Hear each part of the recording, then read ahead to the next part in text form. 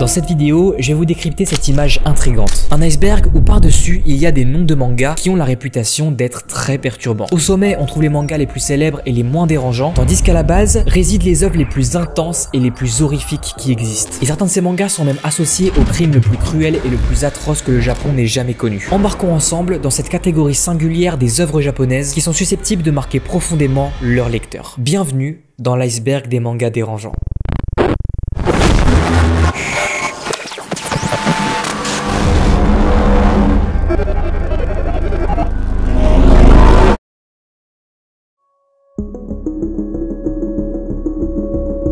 Comme tu l'as compris, tout en haut de l'iceberg, on va retrouver tous les mangas les plus connus. Et justement, c'est parce qu'ils sont connus qu'ils sont aussi mythiques, parce qu'ils ont marqué énormément de gens par leur caractère un petit peu dérangeant. Et évidemment, comme tu vas connaître la plupart des mangas dont je vais parler, je vais essayer de passer assez vite. J'ai aussi fait exprès de pas citer des mangas évidents comme The Promised Neverland, L'Attaque des Titans ou encore Tokyo Ghoul. Et on commence tout de suite avec le premier manga. J'étais obligé d'en parler, c'est un manga qui est mythique et qui a marqué tellement de monde. À la base, Berserk, c'est un manga de dark fantasy extrêmement connu, déjà pour son scénario unique et aussi pour ses dessins qui sont absolument magnifiques. Rien que des fois dans les dessins de Berserk, les créatures peuvent être carrément terrifiantes. Les dessins sont tellement détaillés que aucun studio d'animation n'a réussi à bien adapter Berserk en animé. Mais c'est pas de ça dont on va parler maintenant. Il y a plein de passages de cruauté pure et dure dans ce manga. Surtout, et c'est l'une des raisons sur pourquoi il est dans cet iceberg, le tome 13. Pour ceux qui ne le savent pas, le tome 13 marque un tournant majeur dans l'histoire de Berserk. Je vais pas du tout spoiler dans cette vidéo, si jamais tu te poses la question. Juste sache que ce tome 13, il a tellement marqué des gens que je pense que c'est l'une des raisons principales sur pourquoi autant de gens kiffent Berserk. Ce manga est assez vieux, il date de 1988, donc c'est vrai que ça fait longtemps qu'il existe et il est toujours autant connu. Et ce pour une simple et bonne raison, c'est un manga qui est toujours actuel. Même en 2023, tu peux lire Parasite sans aucun problème. Il y a plein de choses qui le font perdurer. Déjà, il y a eu une réédition très récente du manga chez Glénat et surtout, il y a eu une adaptation en animé sur Netflix qui reprend le manga, du coup, à notre époque. Et étonnamment, ça change pas tant que ça, le manga et l'animé, ils sont plutôt similaires. C'est un manga qui traite de sujets très profonds, c'est très captivant à lire, mais je l'ai mis dans cet iceberg pour une seule bonne raison. Les dessins sont très gore parfois et aussi on voit beaucoup de personnages déformés. Et ça c'est quelque chose qu'on va revoir beaucoup dans l'iceberg, mais les personnages déformés ça fait peur à énormément de gens et ça contribue beaucoup au fait qu'un manga va être dérangeant ou non. Tomie est le premier manga qu'a fait Junji Ito. Si tu connais pas Junji Ito, il est défini un peu aujourd'hui comme le maître des mangas d'horreur. Et en gros, il a fait Tomie quand il était encore dentiste. C'était même pas encore un mangaka, juste il dessinait entre les patients et il montrait ses planches aux patients. Et c'est comme ça qu'il est devenu mangaka. C'est plutôt marrant. Et tous ces mangas ont un aspect horrifique. D'ailleurs, Tomie raconte l'histoire d'une fille qui va donner envie aux gens autour d'elle de la tuer. C'est très particulier. Et elle va surtout tout le temps revenir. Et ce, sous plusieurs formes. Ça peut être sous forme de jeune fille ou sous des formes un peu plus horrifiques. En tout cas, Tomie, c'est plutôt sympa comme manga et ça peut faire peur à beaucoup de personnes. Dans cette vidéo, j'aurais pu disséminer plein de mangas de l'auteur Junji Ito, mais étant donné que 90% de ces mangas sont dérangeants, je t'inviterai à faire tes recherches toi-même. Cependant, quelques petites mentions honorables pour le manga Spirale, L'école décomposée ou encore l'histoire courte, Énigme de la faille d'Amigara qui est excellent. Je l'ai lu il y a à peu près 6-7 ans et je me souviens que je m'étais chié dessus parce que c'est tellement efficace. C'est tellement intelligent et ça fait vraiment peur.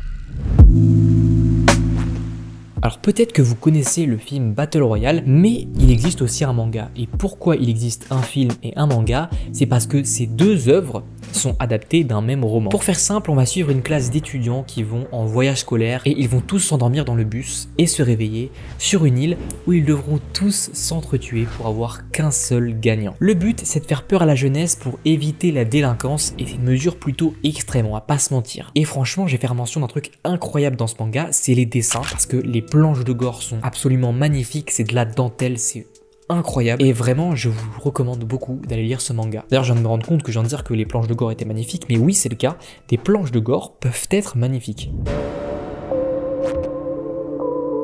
Alors c'est un manga qui est fini en 2 tomes et qui a fait beaucoup de bruit quand il est sorti, à la fois au Japon et en France. Takopi, c'est un petit extraterrestre qui va venir sur Terre pour répandre la joie, mais il va rencontrer une petite fille qui s'appelle Shizuka et qui se fait malheureusement harceler à l'école. Et du coup, on va suivre cette petite être naïf découvrir un peu l'univers sombre et la violence qu'il y a entre chaque humain. Le manga il est sympa, ça suit bien, c'est court, c'est précis, ça sait où ça veut aller. Et le truc le plus choquant dans ce manga, c'est une certaine page qui en a fait réagir plus d'un, moi y compris. On va parler de l'effet waouh. Alors si tu sais pas ce que c'est l'effet waouh, c'est quand tu vas par exemple tourner une page et être d'un coup très surpris par ce qui va se passer, ou quand tu vas ne pas t'attendre vraiment à l'élément qui va suivre. Et bah dans ce manga, l'effet waouh est totalement présent, juste la fin est un petit peu trop rose bonbon. Mais si tu veux débuter dans les mangas un peu flippants, ta copie, ça peut être pas mal. Maintenant, on va parler d'un manga très profond, très basé sur la psychologie des personnages, surtout sur la mère du personnage principal. En fait, elle le surprotège au point que ça devienne maladif. Et lui aussi, c'est un manga très dérangeant avec cet effet waouh qui est super lors de la lecture. Le truc, c'est qu'il est beaucoup plus sombre que le péché original de ta copie et l'ambiance est absolument dingue. En écrivant cette vidéo, j'ai appris que le manga s'était fini avec son 17e volume. Ça fait que c'est le manga le plus long de l'auteur, donc sûrement 17 tomes de plaisir, je connais pas encore la fin. Le style graphique est vraiment très bien trouvé et est assez différent de ses autres mangas. Bref, je te recommande cet excellent manga. Dans cette couche de l'iceberg, j'aurais pu citer Gantz et Gannibal, mais étant donné que beaucoup de gens, et que moi y compris, j'en parle beaucoup, je vais éviter de m'attarder trop dessus. Mais toi, n'hésite pas à mettre en commentaire quel manga tu trouves le plus dérangeant. Je suis persuadé que je vais en louper plein dans cet iceberg. Donc voilà, n'oublie pas de mettre un petit commentaire, sache que ça me fera extrêmement plaisir.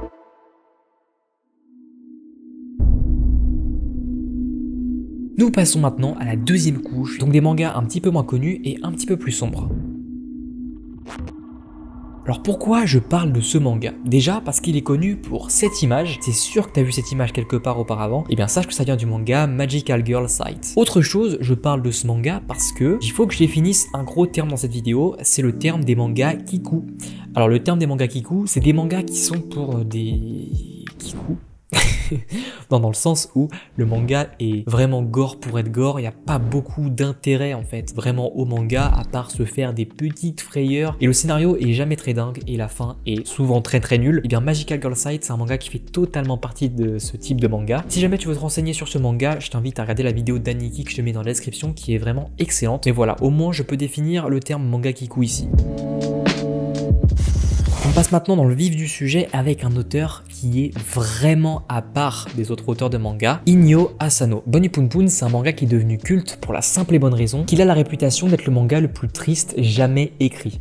Alors je suis pas forcément de cet avis, ça parle de plein de choses, hein, pas forcément de la dépression, ça parle de l'amitié, du passage à l'âge adulte, de l'amour, de l'obsession, et ensuite ça parle de dépression, de la tristesse, tout ça. Je vais pas te raconter en détail le scénario du manga, mais juste sache qu'on va suivre le passage à l'âge adulte d'un personnage qui est représenté par un oiseau, voilà. Évidemment c'est un manga qui est très cru, et des passages très chelous, très dérangeants durant la lecture. Il y a plein de personnages qui sont archi grotesques, vraiment très flippants, mais en même temps, moi j'ai tendance à dire que c'est un manga qui est rempli de douceur. Donc si ça t'intrigue, n'hésite pas à lire les 13 tomes de Bonipunpun. Cet auteur, il a la particularité de nous faire partir d'un point A et d'arriver à un point Z par rapport au fait que ça va beaucoup plus loin que ce que l'on pourrait s'imaginer quand on commence le manga. Et le pire, c'est qu'il fait ça vraiment très bien. À la base, c'est un manga qui parle de harcèlement, mais au fur et à mesure, ça va partir dans une toute autre direction et ça va surtout parler d'obsession, de perversité, et le manga est génial. Voilà. Pour l'instant, on peut le dire, parce que crois-moi que les mangas tout en bas de l'iceberg, jamais je pourrais dire qu'ils sont géniaux. Vraiment. En fait, ce manga, on dirait un film, c'est assez court, je crois c'est en 11 tomes, et ça se boit super vite, il y a très peu de texte dans ces mangas, il faut le savoir, et on prend un plaisir fou à dévorer chaque page. Alors ça, c'est pas vraiment un manga, mais une catégorie de manga que j'ai créé exprès pour cet iceberg, parce que c'est quelque chose qui existe dans plein de mangas et c'est tellement similaire que je vais pas dire chaque œuvre une par une. En gros, ce sont les survival games d'horreur qui se passent dans une salle de classe, tout simplement. Là-dedans, je peux citer King's Game, Death's Choice, Signal 100, Jeux d'enfants, etc. C'est des mangas qui pour la plupart sont vraiment très moyens, mais certains titres restent quand même assez populaires comme King's Game avec ses 15 millions de spin-off. J'ai rien d'autre à dire sur ces catégories à part le fait que c'est souvent des mangas très courts en moins de 10 tomes et que si tu veux pas vraiment te prendre la tête, bah tu peux peut-être lire ça, mais ça reste quand même des mangas très moyens. Alors c'est une œuvre assez récente de l'auteur Minenami Ryo. En vrai l'auteur il sort un peu de nulle part, il a fait 2 ou 3 mangas de romance qui sont plus ou moins appréciés, mais là on va parler d'une romance hyper dark et c'est même quelque chose qui se fait très rarement dans le paysage du manga. C'est assez unique parce qu'on va suivre des relations entre adolescents, adultes, parents, enfants, célébrités, fans, enfin bref, c'est un manga qui est très prenant. Les dessins sont très à la mode pour une histoire qui est super sombre. Vraiment, je t'invite à lire ce manga. Attention tout de même, ça traite de sujets comme le suicide, la dépression et autres choses super joyeuses dans le même genre, mais sinon c'est très cool.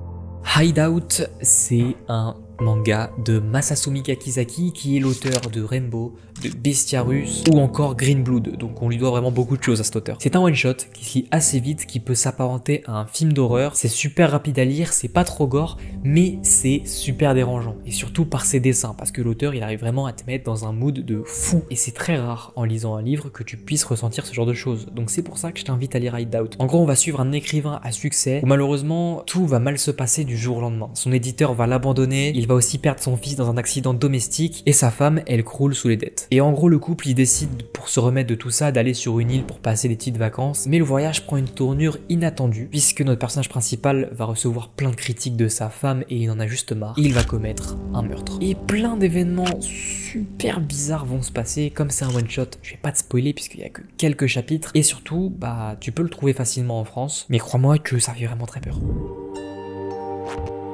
C'est un gros succès au Japon. C'est un manga qui est inspiré des films slasher. Alors en gros les films slasher, si tu sais pas ce que c'est un élément scénaristique où un personnage va tuer des gens ou blesser des gens avec un couteau. Tout simplement. Et donc le scénario dans ce manga, c'est une fille qui va être harcelée par ses camarades, qui va être internée en hôpital psychiatrique et qui va revenir de cet hôpital psychiatrique pour se venger et tuer tous ses camarades. Et c'est un manga qui va très vite. C'est dans l'air du temps, c'est facile à lire, très rapide à lire et les dessins sont super beaux et super graphiques quand même, donc c'est assez gore. Personnellement, j'ai beaucoup aimé le début du manga, mais au fur et à mesure, ça part dans une direction qui me plaît pas beaucoup, mais qui apparemment plaît aux japonais, donc peut-être que toi ça peut te plaire. Voilà. Actage, c'est un manga où on va suivre des acteurs et des comédiens dans leur carrière. Donc plutôt tranche de vie, shonen, et d'ailleurs c'est un manga qui avait un énorme potentiel. Les dessins étaient vraiment excellents, c'est un manga qui a eu plusieurs prix, il a même eu une adaptation théâtrale, il y a aussi une adaptation animée qui a été prévue. Le seul truc...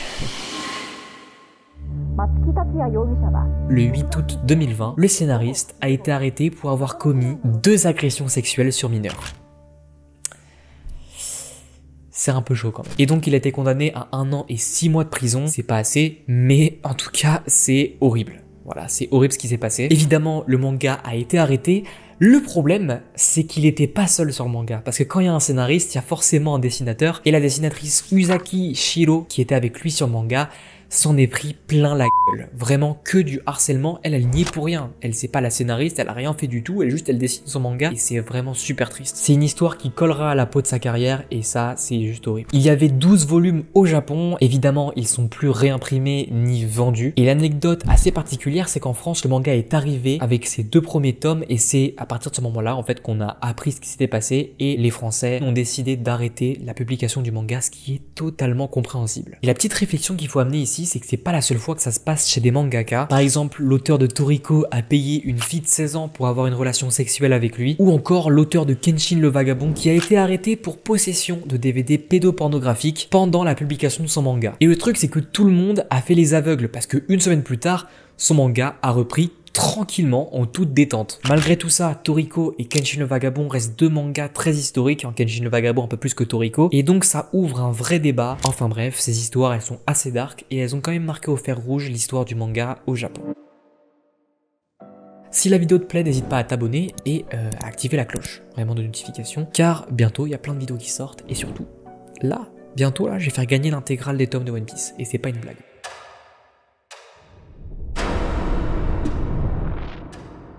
Il fait beaucoup plus sombre ici, hein, n'est-ce pas? On est sous la surface de l'iceberg et c'est la 3e couche sur les 5 de cette vidéo. Alors on va passer à des mangas beaucoup plus sombres, beaucoup plus dark, beaucoup moins connus et évidemment un peu plus bizarres, un peu plus particuliers. Et on commence tout de suite avec...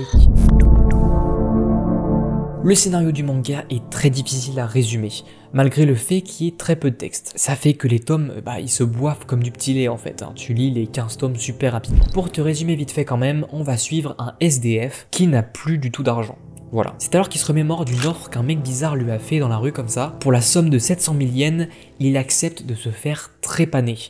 En gros, trépaner, c'est se faire percer un trou dans le milieu du crâne. Le mec qui lui a proposé de faire ça contre de l'argent, c'est un étudiant en médecine qui a envie de tester, de refaire ce rite culturel, car si on fait ça, apparemment on peut voir des choses surnaturelles et invisibles à l'œil nu. Le truc c'est que notre personnage principal, Nakoshi, lui, il s'en fout, il y croit surtout pas, lui il veut juste avoir un trou et être payé directement. Mais évidemment, il va voir des choses. Surtout ce qui va se passer, c'est qu'il va voir que les individus dans la rue vont se changer en ce qu'ils sont réellement. Et je vais pas t'en dire plus. C'est une histoire en 15 tomes qu'il faut expérimenter, déguster, apprécier, enfin bref tout ça. Il prend même quelquefois des tournures qui m'ont fait un petit peu douter du manga, mais plusieurs relectures aident vraiment à la compréhension de l'œuvre. C'est pas pour tout le monde, mais si un jour tu veux expérimenter un truc unique, Homunculus c'est une très bonne expérience. On va encore parler d'un auteur problématique. Made in Abyss. Oh là là. Alors ce manga, il a fait un petit peu de bruit en France. De base, c'est une œuvre assez particulière. Ça commence, le manga est plutôt kawaii, plutôt mignon, et d'un coup, bam, une scène extrêmement gore dans ta gueule, tu vois. Le principe est génial, les dessins sont géniaux. On a l'impression que c'est dessiné sur des feuilles canson. Enfin, il y a vraiment un style unique et particulier avec ce manga. Mais il y a certains points qui dérangent. Juste le problème de ce manga, c'est que la plupart des protagonistes sont des enfants. Et qu'elles sont très jeunes, genre 11-12 ans quoi, et qui font beaucoup référence au sexe. Alors déjà ça, c'est un mauvais signe, mais ce qui est encore plus mauvais signe, c'est ce qui a fait scandale en France, c'est ce qu'il y a sous les couvertures du manga. Parce que sous les couvertures du manga, on retrouve des illustrations de nos personnages sans vêtements. Voilà. Alors là, du coup, on peut totalement comprendre pourquoi il y a autant de drama autour de ce manga, mais pas beaucoup de gens dans les pays étrangers ont fait attention à ça, et au Japon, ils en parlent pas non plus. Autre chose bizarre, c'est que sur YouTube, l'auteur, il a une chaîne YouTube, on retrouve une vidéo chelou où on voit que l'auteur utilise comme référence un mannequin d'une jeune fille, enfin, on voit que c'est un enfant quoi, et qu'il n'hésite pas à la déshabiller pour la dessiner. C'est très bizarre. Le manga est bien en soi, il est très bien, les dessins sont très bien, juste tout ça, ça donne pas trop envie de lire ce manga. Alors, je vais passer assez vite sur celui-là parce que je l'ai pas lu, dans le sens où le manga il coûte une blinde à acheter, voilà. Il est extrêmement rare. Ce que je sais dessus, c'est que c'est une lecture qui est très difficile, qui est très complexe. Encore une fois, on a beaucoup de personnages très profonds comme dans Homunculus, et j'aimerais beaucoup lire ce manga parce que je suis extrêmement curieux. De ce que j'en ai entendu parler, c'est très cru, c'est très gore, et c'est pas pour tout le monde. C'est une œuvre qui se prend pas trop la tête. C'est en 7 tomes, c'est assez court. Un adolescent va se retrouver dans une ferme à humains où il se retrouve comme du bétail. C'est un peu un manga parodique et dérangeant. Et j'aime beaucoup Starving Anonymous. Les tomes, il me semble qu'ils sont plus trop imprimés, donc c'est un peu compliqué de les trouver. Et moi, le truc qui m'a le plus marqué durant ma lecture, c'est à quel point le gore, il est incroyablement bien fait. On voit des corps découpés, hachés, ça retourne l'estomac. Et honnêtement, c'est le meilleur de tous les mangas que j'ai lus dans cette liste, dans cet iceberg. C'est le manga avec le gore le mieux fait que j'ai jamais lu. Il a même eu le droit à un préquel qui n'est pas sorti en France mais que au Japon. Donc c'est qu'il doit aussi plutôt bien fonctionner là-bas. Bon, encore un manga où je vais passer assez vite dessus, des tubes. Pourquoi j'en parle? Parce que c'est plutôt connu dans les mangas dérangeants en France, mais en soi c'est pas un manga de ouf, hein. C'est vraiment un manga kikou, je le remets dans la catégorie, c'est du gore pour du gore. En gros, des étudiants vont aller sur une plateforme qui s'appelle DeadTube, c'est comme YouTube, sauf qu'on fait les pires atrocités dessus. C'est très graphique, très gore à souhait, il y a beaucoup de scènes de mais il est très nul et sans intérêt. J'ai lu les 3 premiers tomes et je me suis arrêté là tellement c'était pourri. Il est toujours en publication, je sais même pas s'il est fini. Il y a 22 tomes en cours au Japon, donc il est toujours pas fini. Voilà, j'ai rien d'autre à dire sur ce manga. Alors là, c'est pas du tout connu pour le coup, je pense que 99% des gens qui vont regarder cette vidéo, voire plus, ne connaissent pas ce manga, et moi y compris avant de faire mes recherches sur cette vidéo. Je l'ai trouvé dans l'iceberg américain, et je sais pas pourquoi, mais le scénario a l'air trop bien, donc je voulais en parler. Satoru Hanezaki, c'est un jeune homme dont la petite amie a été violée, torturée et tuée par un groupe de en série, et notre personnage principal, il va devenir un démon vengeur, et il va se venger en les tuant tous, ce qui est totalement compréhensible en soi. Il est donc condamné à mort pour meurtre sur 15 hommes et pour leur avoir coupé les parties génitales. plutôt sympa. Cependant Satoru, il était censé mourir par pendaison et il était content même de mourir puisqu'il allait pouvoir rejoindre sa copine, mais il est transféré dans un autre monde où tous les hommes sont des zombies ayant gardé leur comportement d'avant et sa copine a l'air de se cacher dans ce monde particulier. Ce manga a l'air vraiment super génial. Dommage qu'il soit pas édité en France. Le scénariste a fait plein d'autres mangas du genre comme Signal 100 qu'on avait déjà cité dans la catégorie Survival Game Classroom et aussi Perfect Crime que je n'ai jamais lu mais je sais qu'il est édité en France. Alors là on va introduire un nouveau terme dans cette vidéo, le terme Eroguro. Si tu sais pas ce que ça veut dire érotisme et grotesque. Beaucoup de gens pensent que le guro dans Eroguro veut dire gore mais ça veut juste dire grotesque. Voilà. Et donc tout est dans le terme, ça mélange du avec des éléments gore, dérangeants, chelous. Et les Hikari Club, ça en est. On y suit un club d'activité au collège, le Hikari Club, où à leur tête, on retrouve Zera, une sorte de dictateur beaucoup inspiré par Hitler, qui cherche par tous les moyens de s'emparer de jolies filles. Évidemment, ça mélange de tout. Vengeance, torture, tout ça avec un dessin très cru et très graphique. C'est le seul manga Eroguro que je possède en physique. Et conclusion, ce manga est trop bien. C'est particulier mais oui ce manga est vraiment trop bien. Il te fait ressentir des choses que t'as jamais lues avant et moi c'est mon premier Eroguro et je suis pas déçu. Donc pour moi c'est un must have si t'es un public averti. Ah oui aussi c'est un one shot de 300 pages bien glauque mais vraiment très bon. De retour dans sa ville natale après 7 ans d'absence, Masato donne rendez-vous à son ami d'enfance dans le parc zoologique où ils avaient l'habitude de se promener. Mais il remarque très vite que quelque chose ne tourne pas rond là-bas. Les animaux ont tous un comportement très étrange et deviennent de plus en plus menaçants. Et surtout, leurs visages ont l'air de s'être métamorphosés. Alors ce manga était aussi dans l'iceberg américain, je l'ai mis ici parce que le scénario est très cool et surtout parce que le tome 1 est sorti en France il y a quelques semaines et j'ai vu personne en parler. Donc j'ai acheté ce tome, je l'ai lu et j'ai été très surpris, le manga est vraiment très bon. Du moins le tome 1 évidemment. Il y a un aspect très film et très immersif que j'adore. Et certains visages d'animaux qui sont vraiment l'auteur, je sais pas comment il a fait pour s'inspirer, mais c'est vraiment très bien fait. Bienvenue dans le fond de l'iceberg. Là on va parler de trucs pas du tout connus et beaucoup plus hardcore qu'avant. Voilà, là on va vraiment franchir un petit step. C'est très récent, on a très peu d'infos sur ce manga, mais il est apparemment très bon. Alors, en soi, le manga n'est pas trop gore. Des pages que j'ai vues, il n'y a rien de très gore, mais il est dérangeant. Le premier truc troublant, c'est que tous les chapitres cassent les codes. Il y a des chapitres qui sont super courts et il y a des chapitres qui sont beaucoup plus longs que les autres. Et ça déjà, ça n'arrive quasiment jamais dans les mangas. Vraiment, j'ai jamais lu un manga comme ça. Et le truc le plus flippant, c'est qu'au fur et à mesure de notre lecture, il y a un être qui va prendre possession du manga. Alors là, tu vas te dire, mais il est parti où la vie de manga? Mais en fait, c'est la vérité. Je t'invite à attendre que le manga sorte en France parce qu'il sera édité chez Mangetsu bientôt, pour découvrir ce truc là, parce que moi je l'ai vu sur internet, des petites pages en anglais qui ont tourné, ça a l'air très cool. C'est un manga à concept, on n'a jamais vu ça avant. En fait c'est plus qu'un manga, je pense que c'est surtout une expérience. Donc je t'invite à attendre et à découvrir ça par toi-même. On passe à du encore moins connu. Alors ça c'était dans l'iceberg américain, je l'ai mis ici pour un peu introduire ce qui va se trouver dans la dernière partie de l'iceberg et qui va être vraiment horrible. Jojo Kaitai, c'est un one shot de 8 chapitres, supposément pour filles, mais le contenu est dégueulasse. Pour donner un exemple, c'est plusieurs histoires en fait, c'est 8 chapitres, et la première histoire, on y suit une fille qui entend des bruits étranges, des voix, pendant plusieurs jours, et elle se rend compte que ça vient de son ventre. Du coup elle veut s'en débarrasser et un fœtus sort de son corps et elle veut le tuer. Chaque histoire part vraiment super loin et c'est tout le temps gore, mais étonnamment il n'y a pas de dedans. Donc ça reste assez marrant et assez cartoonesque malgré le fait que c'est vraiment très chelou.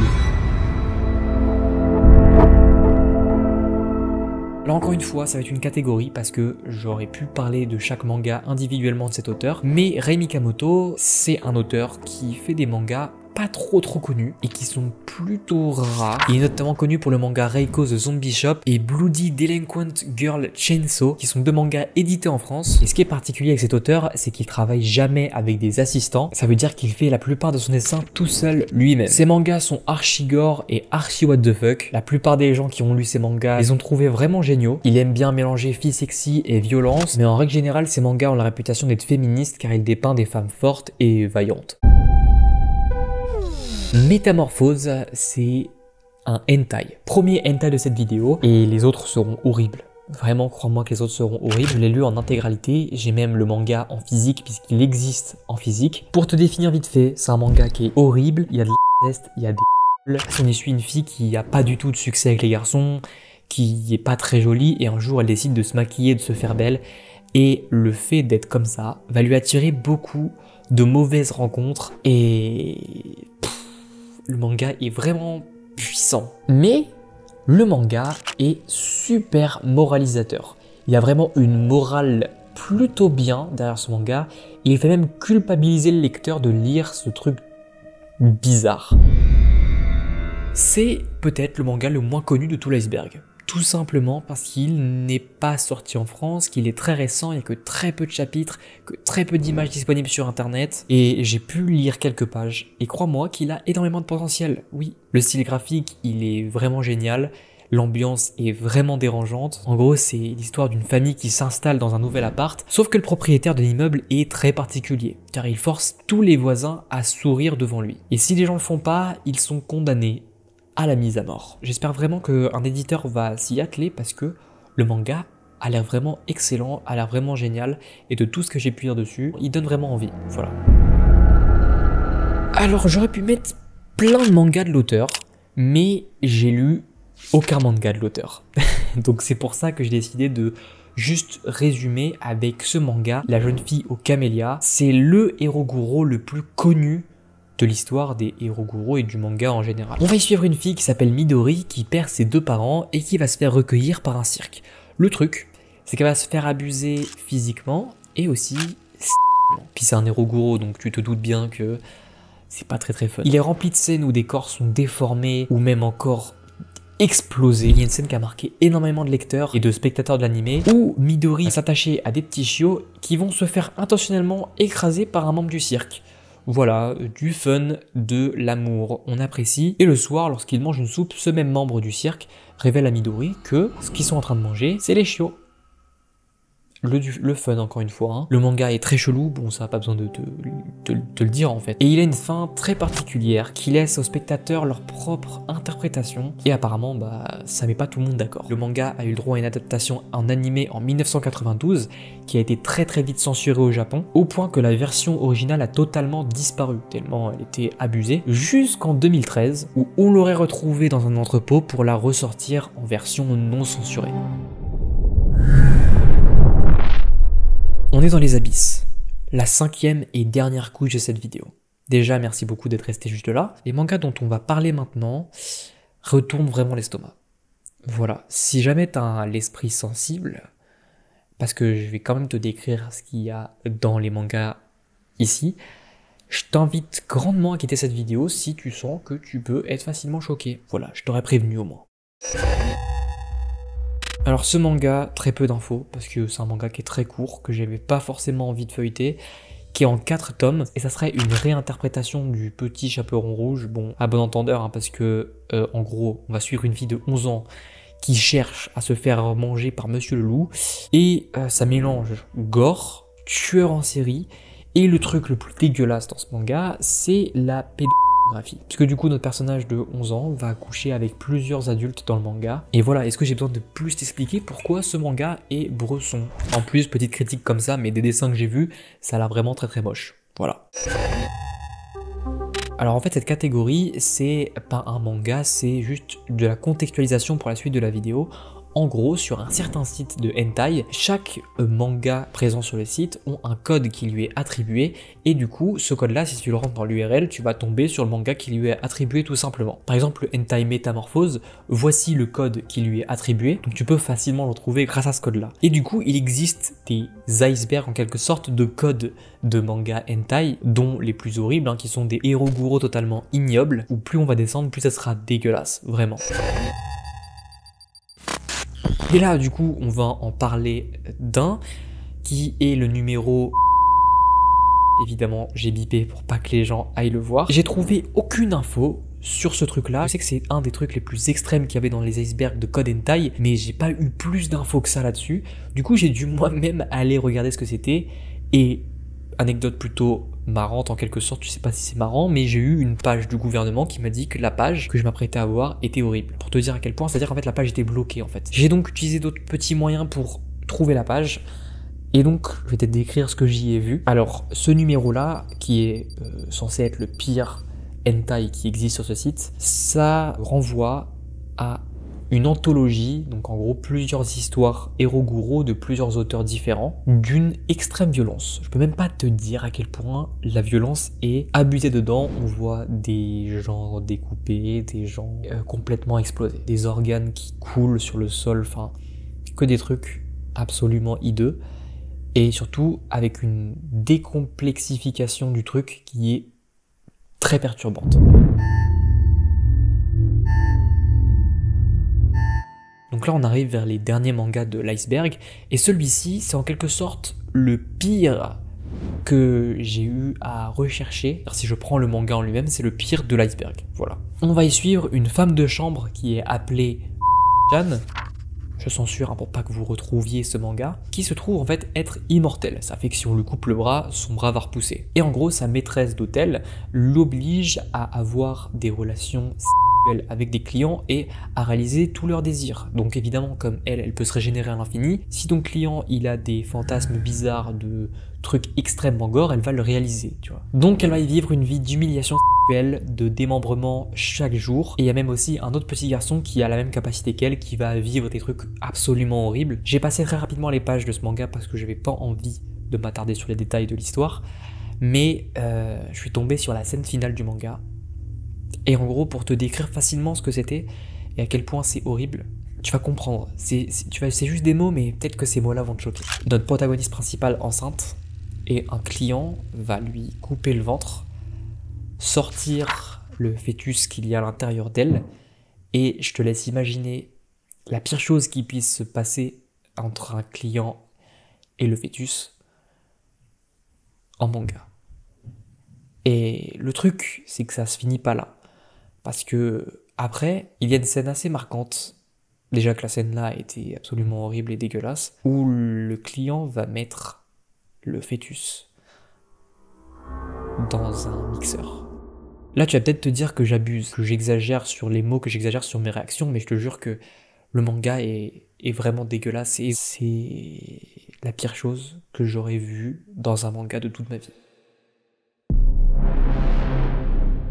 Ok, maintenant on va encore contextualiser quelque chose pour les deux prochains mangas. On va parler du meurtre de Junko Furuta. Alors le meurtre de Junko Furuta, c'est une histoire extrêmement connue au Japon et aussi un petit peu dans le monde. Alors Junko Furuta, c'est une étudiante qui vivait au Japon, tout simplement, à 18 ans, qui s'est faite enlever, violer et torturée par 4 garçons mineurs très proches du milieu des Yakuza, évidemment. Et elle a vécu 44 jours d'enfer comme ça. Et à la fin, elle en est morte. Elle a été complètement assassinée par ces 4 garçons. Le truc le plus ouf là dans cette histoire, c'est que tous les jeunes qui ont fait ça n'ont pas eu beaucoup de grandes peines, puisqu'ils étaient mineurs à l'époque des faits.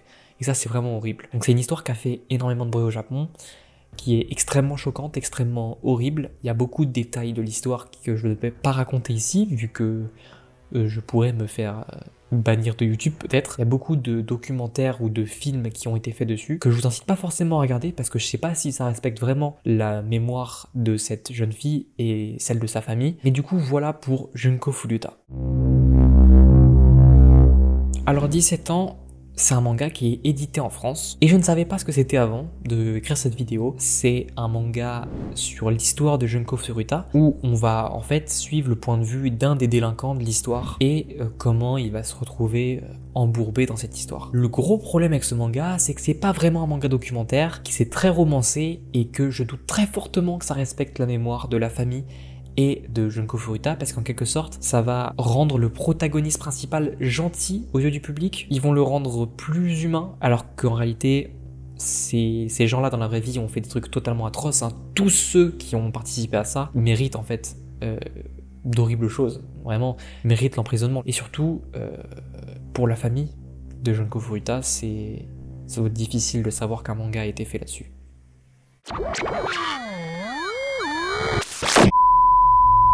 C'est le pire manga, c'est le pire manga de l'iceberg. Voilà, c'est le pire truc qu'on aura trouvé ici, même si on a parlé juste avant de Daily Life. C'est un Eroguro Hentai.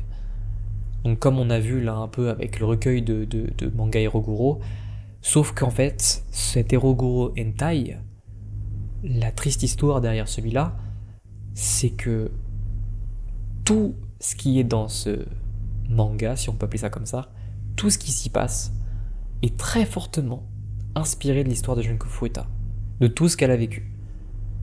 Donc en fait, c'est horrible parce que des gens ont fantasmé en fait cette histoire, alors que, pour votre information, l'affaire, elle date d'il y a moins de 40 ans. Donc en fait, il y a beaucoup de gens de la famille de Junko Furuta qui doivent toujours être en vie, et je ne peux même pas m'imaginer à quel point ça doit être horrible qu'un manga a été fait sur la mort de leur fille ou de leur cousine, je sais pas. Mais du coup, sachez qu'un manga comme ça existe et que il a été édité là-bas.